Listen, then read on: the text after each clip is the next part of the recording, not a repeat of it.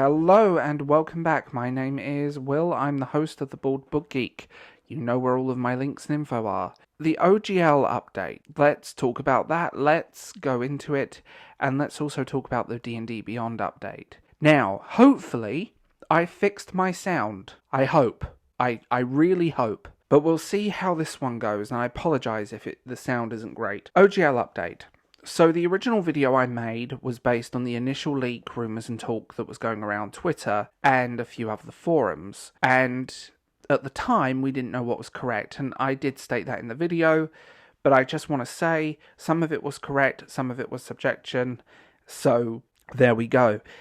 Now, the update is it will focus on one D&D. It will only affect people making X amount of money, but the roll-on effect is that it's going to probably obliterate the cottage industry that's built up around it. The homebrew campaigns that make D&D what it is are, in theory, at this point, and I don't know much about the legal system, in theory, could be completely obliterated.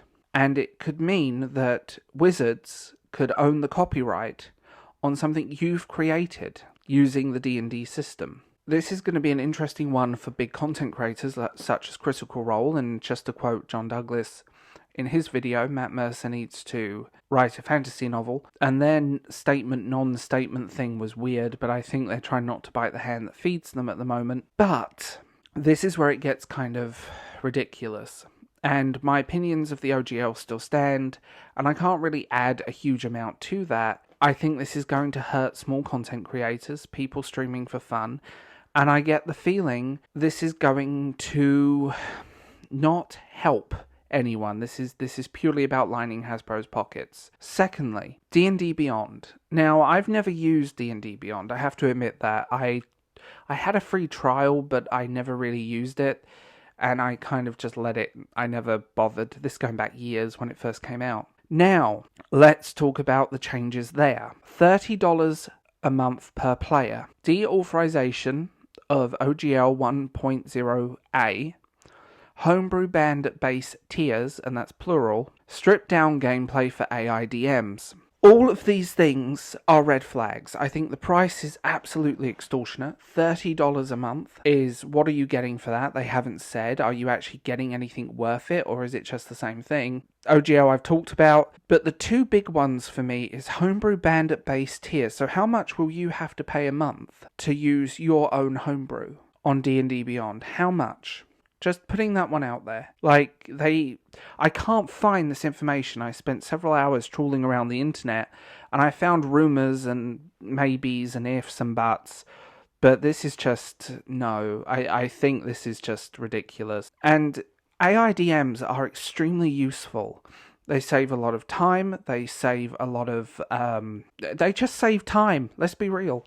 And it makes things a bit more fluid, and to strip that back is just ridiculous. The homebrew ban thing. D&D has always been about the creativity of the players. It's always been about the people. It's always been about that. It's been about your imagination. It's been about what you can create. The problem here is that the base tiers banning that means you are limited only to Wizards products, and again, that's by design, but they want to milk you for as much money as possible. So this will strip out a lot of creativity. It will strip out that core of people that create their own stuff.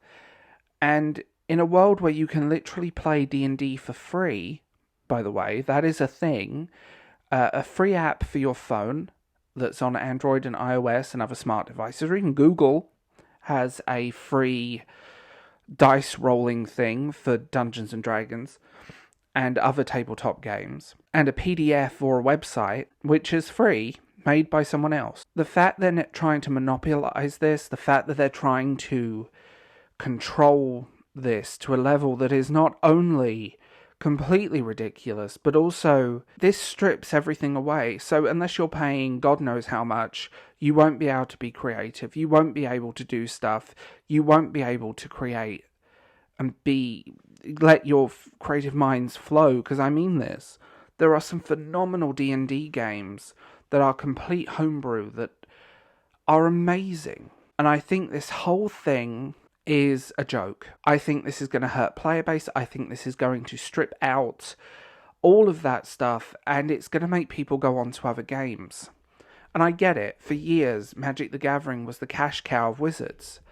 But now, with D&D becoming as popular as it is, thanks to Stranger Things, thanks to the non-year that was 2020, and I can't say the word on because, you know, the gods of Google. This is just completely absurd, and I think this is completely counterproductive to the market, to their player base, to everything. Let's have a bright idea and strip all the creativity and fun out of a game that is about creativity and fun. This is completely absurd. And I want to go into a very long rant on this, and I'm not going to. I'm going to be a good boy. But what I'm going to say is talk with your wallet. Don't buy D&D products. Don't you leave the D&D Beyond. Don't engage with them.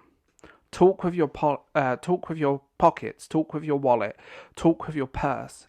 That will hurt them. And seeing this go down makes me feel really sad. As someone that was kind of coming back into the game after a long time away, I'd rather go to other games. I'd rather go to that stuff, not this. This is counterproductive to marketing.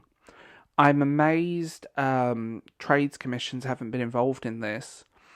But then again, they should have been involved in the Disney's takeover a lot of studios. And they didn't do a thing about that, so God knows. Just let's strip the player base back to the bare bones and milk it for every penny. There are a handful of defenders online, but I will say that's like 0.1% at this point. The rest, the 99.8% or whatever, are really anti this. And I think for the first time, the kind of culture war that's been brewing in D&D has been put aside for a simple reason. No one wants this. No one wants their creativity stripped away.